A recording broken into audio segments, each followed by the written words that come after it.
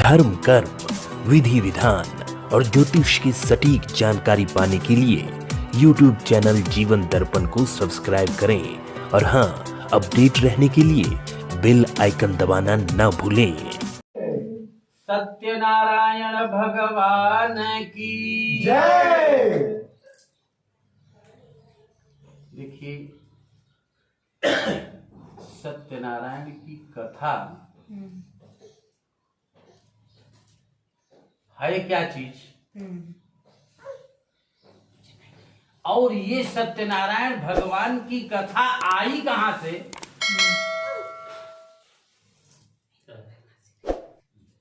और ये सत्यनारायण भगवान की कथा क्यों की जाती है,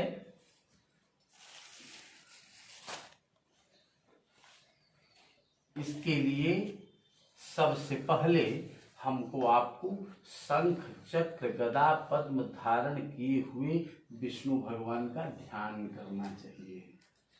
सशंख चक्रम सकिरीट कुंडलम सपीतवस्त्रम सरसीरुहे क्षणम सहारवक्ष स्थलकौस्तुभश्रेयम् नमामि विष्णुं शिरसा चतुर्भुजम्। जैसे कोई भी कार्य यदि होता है तो वो किसी न किसी के निमित्त होता है ना। जैसे मैं रायगढ़ में आया क्यों, मुझे रायगढ़ में लाने वाला है कौन, इसके लिए तो सुरेश दुबे ही प्रमाणित है ना। सुरेश दुबे नहीं लाए होते तो आप लोगों से मुलाकात नहीं होती। उसी प्रकार से ये सत्यनारायण भगवान की कथा इस पृथ्वी पर आया कैसे, और सत्यनारायण भगवान की कथा कुछ नहीं है। कथा का ही शाब्दिक अर्थ होता है कथम भगवान मिलिष्यति या सा कथा। भगवान कैसे प्राप्त होते हैं वही कथा के माध्यम से रास्ता दिखाया जाता है हमको आपको। सत्यनारायण भगवान की कथा क्या है, कथा तो एक एग्जाम्पल है। जैसे अभी विष्णु जी ने एक कुंज में लेके गए थे हमको ना, तो अब उस कुंज में रहने वाले लोग अच्छे होंगे, इनको अच्छा दिखा होगा, इसलिए इन्होंने एक्सेप्ट कर लिया। समझ रहे हैं? तो उसी प्रकार से ये कथा केवल हमको आपको एक रास्ता दिखाता है कि भगवान से कैसे मुलाकात होगी। जब कृष्ण यहां से चले गए, पूरी द्वारिका डूब गई, तो द्वारिका डूबने के बाद में स्थिति क्या बनी। अब यहां पर तो कोई देख रेख करने वाला था नहीं, तो विष्णु भगवान के मन में ये जिज्ञासा बनी कि पृथ्वी के लोग अभी हैं कैसे। जैसे किसी एरिया में कोई बड़ा अधिकारी या कोई बड़ा व्यक्ति, जैसे इस आपके रायगढ़ में अगर प्रधानमंत्री आना चाहेंगे या मुख्यमंत्री आना चाहेंगे, उनके आने से पहले छोटे छोटे अधिकारी आते हैं प्रयास करने की तैयारी कैसी है। उसी प्रकार से विष्णु भगवान ने पृथ्वी के लोगों की व्यवस्था देखने के लिए किसको भेज दिया, नारद को भेज दिया। और कहां भेजा, एकदा नैमिषारण्ये ऋषयः शौनकादयः नैमिषारण्य क्षेत्र में भेजा। और नैमिषारण्य क्षेत्र कहां है जानते होंगे आप लोग? लखनऊ के पास में नैमिषारण्य क्षेत्र है। वहां पर आज भी 88,000 ऋषि महर्षि साधना कर रहे हैं, भगवान को प्राप्त करने का रास्ता देख रहे हैं। हम आप तो केवल पैसा प्राप्त करने का रास्ता देखते हैं, और वो ऋषि महर्षि भगवान को प्राप्त करने का लालसा देख रहे हैं। वहां देख लिया, जैसे यहां पर अभी सारे लोग बड़े दत्तचित्त होकर के मेरी बात सुन रहे हैं। जैसे ही पूजा खत्म हो जाएगी वैसे ही ये होगा कि सब्जी काटिए, अभी एक घंटे बाद लोग आ जाएंगे खाने पीने के लिए। समझ रहे हैं? तो नारद उस स्थान पर पहुंचे, सब लोग बड़े सुखी थे। उनके अंदर ये जिज्ञासा हुई, जैसे हमको आप ले जा रहे थे रेलवे फर्टी, जैसे ही क्रॉस किया तो कहा कि महाराज जी अब ये गांव का एरिया चालू हो गया है, जहां धूल ज्यादा उड़ रहा था, कह रहे थे ना। तो शहर की विशेषता तो दूसरी होती है, और गांव की एरिया में अगर जाएंगे तो वहां की व्यवस्था दूसरी मिलेगी हमको आपको। तो नारद जी नैमिषारण्य क्षेत्र में जब तक थे तब तक तो बड़े मस्त थे, वो सीआईडी बन के आए थे। आगे जब बढ़ते हैं तब स्थिति क्या बनती है? स्थिति ये बनती है कि लोगों से पूछते हैं कि भैया आप कैसे हो? ततो दृष्ट्वा जनान् सर्वान् नाना क्लेश समन्वितान्। पब्लिक से पूछते हैं कि भैया आप कैसे, जैसे आपसे अगर पूछा गया, आप अभी 1 घंटे पहले कहे कि हम 60 वर्ष तक कभी हॉस्पिटल नहीं गए, कभी बेटा बेटी अगर होती भी थी तो जाते थे हॉस्पिटल का, ऐसे पैर पड़ करके चले आते थे, मुझे मत बुलाना, कह रहे थे ना। सही बात। लेकिन अगर आज आपसे पूछा जाएगा कि आपकी स्थिति क्या है, तो आप ये कहोगे कि महाराज साल भर में 3 बार मेरा ऑपरेशन हुआ। समझ रहे ना? चलो, ये आप कहेंगे कि नहीं कहेंगे? तो आप ये पूछेंगे कि मेरा ये कष्ट कैसे दूर होगा। ये तो आपकी बात हो गई। जैसे अगर किसी और के पास और भी कई लोग, जैसे हम पंडित जी हैं, हमको तो केवल आप पहचानते हो, मिश्रा जी पहचानते हैं। कल कुछ अजनबी लोग भी आए थे, वो भी कह रहे थे हम कुछ पूछना चाहते हैं। तो पंडित जी को देख करके या महात्मा को देख करके लोगों की पूछने की इच्छा और तीव्र हो जाती है। चाहे पहचानते हैं कि नहीं पहचानते हैं वो मतलब नहीं होता है, लेकिन कई लोग जब पूछने लगे, अब जैसे हमसे कोई बात पूछ रहा है और हमको नहीं मालूम हो रहा है, तो हम क्या करेंगे? हम अपने गुरुजी से पूछेंगे ना। तो नारद के गुरुजी कौन है जानते हैं? विष्णु भगवान नारद के गुरु। विष्णु भगवान के भक्त नारद थे, लेकिन उन्होंने प्रामाणिकता में कभी दीक्षा नहीं दिया, कनफुकवा गुरु नहीं थे। लेकिन नारद आम पब्लिक की बात को सुन करके उन्होंने कहा मैं अपने गुरु जी के पास जाकर के पूछता हूं और आप लोगों को बताता हूं। तो नारद जी कहां पहुंचे? क्षीर सागर में पहुंचे। तत्र नारायणं देवं शुक्लवर्णं चतुर्भुजं शंख चक्र गदा पद्म पद्माला विभूषितम। शंख चक्र गदा पद्म धारण किए हुए विष्णु भगवान के पास पहुंचते हैं। पहुंचने के बाद, जैसे आज मैं आया हूं तो मिश्रा जी मुझसे नहीं पूछेंगे पंडित जी आप क्यों आए हो, पूछेंगे? नहीं। अगर सपोज 1 महीने बाद अगर मैं आऊं तो आप पूछोगे कि पंडित जी कहीं पूजा है क्या, ना? तो नारद को जब विष्णु भगवान याद करते थे तब पहुंचते थे, उस दिन याद भी नहीं किया और नारद पहुंच गए। तब विष्णु भगवान ने क्या कहा, किमर्थम आगतोऽसि त्वं किमुते मनसि वर्तते।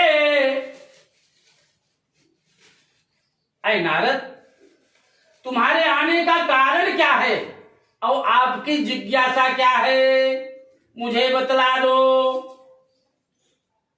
तो नारद ने तुरंत हाथ जोड़ करके कहा क्या कि मर्त्यलोकादि समनम मर्त्यलोके जना सर्वे नाना क्लेश समन्वितान। ऐ गुरुदेव, अभी कुछ समय पहले मैं मृत्युलोक में घूमते टहलते गया था और वहां के कुछ एरिया के लोग तो बड़े सुखी थे, और जब दूसरी एरिया में पहुंचे तो वहां के सारे लोग दुखी थे। कोई बेटा से दुखी, कोई व्यापार से दुखी, कोई पत्नी से दुखी, कोई संतान से दुखी, कोई व्यापार से दुखी, तमाम प्रकार के लोग दुखी दिखाई दिए। और सारे लोगों की एक ही बात थी कि मुझे कोई उपाय बताइए।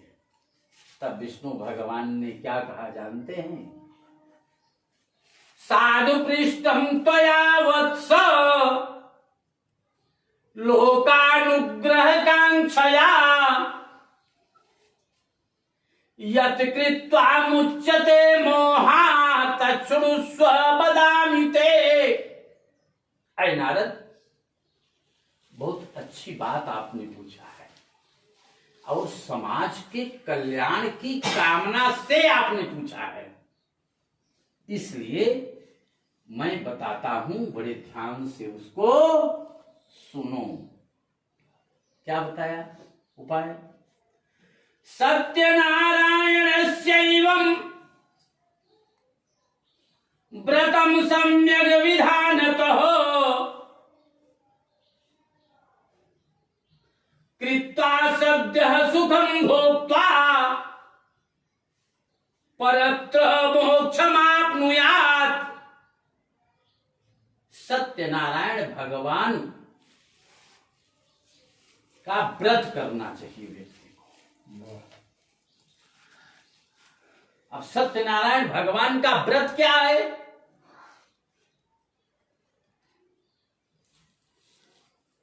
भागवत में लिखा है, सत्यम परम धीमहि।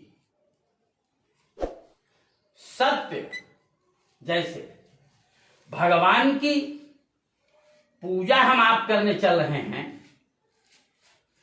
तो जैसे 365 दिन होते हैं, उन 365 दिन में अगर एक दिन भी सत्यनारायण भगवान की पूजा हम कर रहे हैं तो कम से कम उस दिन झूठ न बोलें, यही सत्यनारायण व्रत है। और जिसने झूठ बोला उसे सत्यनारायण भगवान की कथा का बेनिफिट नहीं मिला। अभी आगे मैं बता दूंगा कि कितने श्रोता है, किसने झूठ बोला, किसने नहीं बोला। अब ये कह दिया जैसे कि सत्यनारायण भगवान की पूजा करिए। जैसे अगर आपको कोई अजनबी पंडित जी कह देगी, देखो विष्णु जी आपके हाथ में चोट लगी है, आप एक पूजा करा लो और आपको राहत मिल जाएगी, तो आप तुरंत पूछोगे कि क्या पूजा कराओगे और क्या बेनिफिट लगेगा और क्या खर्च लगेगा। एस्टीमेट पूछोगे कि नहीं पूछोगे? तब विष्णु भगवान ने जब कहा कि सत्यनारायण व्रत करे व्यक्ति, सत्यनारायण व्रत करे व्यक्ति, तो सत्यनारायण व्रत क्या है? उससे बेनिफिट क्या मिलता है? तो विष्णु भगवान से नारद ने पूछा क्या कि किम फलम किम विधानम च कृतम केनैव तद्व्रतम तत्सर्वं विस्तरात् ब्रूहि कदा कार्यं व्रतं प्रभो किम फलम। पहले तो गुरुजी आप ये बता दीजिए कि सत्यनारायण भगवान की कथा, सत्यनारायण भगवान का व्रत करने का फल क्या मिलेगा, इसको बता दीजिए। दूसरे पॉइंट में ये पूछा किम विधानम, किस व्यवस्था से किया जाए। तीसरे पॉइंट में ये पूछा कृतम केनैव तद्व्रतम, कौन कौन इस सत्यनारायण भगवान की पूजा करने का अधिकारी है और कब सत्यनारायण भगवान की पूजा करनी चाहिए। तत्सर्वम विस्तरात् ब्रूहि, इन सारी व्यवस्थाओं को विस्तार से आप बताइए। तो उसके उत्तर में विष्णु भगवान की बात को सुन करके, विष्णु भगवान ने नारद की बात को सुन करके विष्णु भगवान ने क्या कहा जानते हैं? पहले प्रश्न का उत्तर, दुख शोकादि शमनम धन धान्यादि प्रवर्धनम सौभाग्यम संततिकरम सर्वत्र विजयप्रदम। पहले प्रश्न का उत्तर कि दुख शोकादि शमनम, जो भी व्यक्ति सत्यनारायण भगवान की पूजा में एंट्री करता है उसके दुख और शोक समाप्त हो जाते हैं। दूसरे पॉइंट में जो ये कहा कि कृतम केनैव तद्व्रतम, उसके दूसरे पॉइंट में ये कहा गया क्या कि यदि महिला सत्यनारायण भगवान की पूजा कर रही है तो उसे क्या बेनिफिट मिलेगा। तो ये बात हो गई कि सौभाग्यम संततिकरम सर्वत्र विजयप्रदम। यदि सौभाग्यवती महिलाएं सत्यनारायण भगवान की पूजा कर रही हैं तो उनके सौभाग्य की वृद्धि यानी पति की आयु बढ़ता।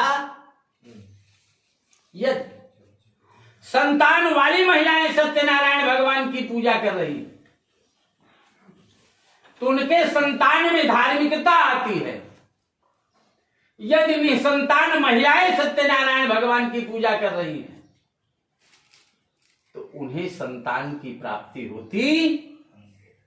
और पुरुष यदि सत्यनारायण भगवान की पूजा में एंट्री कर रहा है कि सर्वत्र विजयप्रदम, हर कार्य में उसका विजय होता। किस जगह किया जाए, अगर ये बात आए तो यस्मिन् कस्मिन् दिने मर्त्यो भक्ति श्रद्धा समन्वित हो, चाहे जिस स्थान पर सत्यनारायण का व्रत किया जाए,